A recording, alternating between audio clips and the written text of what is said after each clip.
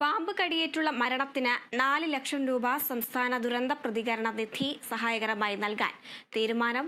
വന്യമൃഗാക്രമണങ്ങളിൽ ആസ്തികൾക്ക് നഷ്ടം സംഭവിച്ചാൽ പരമാവധി 1 ലക്ഷം രൂപ സഹായകരമായി നൽകാൻ ചീഫ് സെക്രട്ടറിയുടെ അധ്യക്ഷതയിൽ ചേർന്ന യോഗത്തിൽ തീരുമാനം.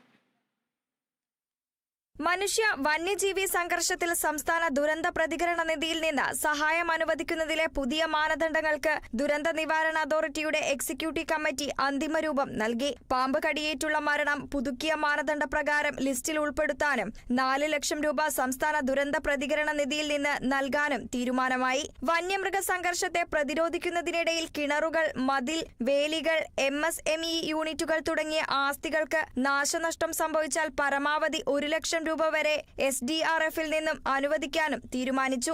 സംസ്ഥാന തലത്തിലും ഡിവിഷൻ തലത്തിലും വനം വകുപ്പ് കൺട്രോൾ റൂമുകൾ സ്ഥാപിക്കും. 3,72,00,000 രൂപയ്ക്കുള്ള നിർദ്ദേശമാണ് ഇതിനായി അംഗീകരിച്ചിരിക്കുന്നത്.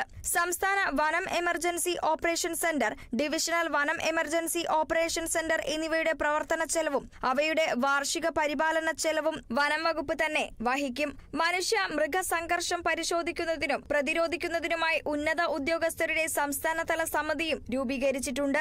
Kerala vision news, Thiruvananthapuram.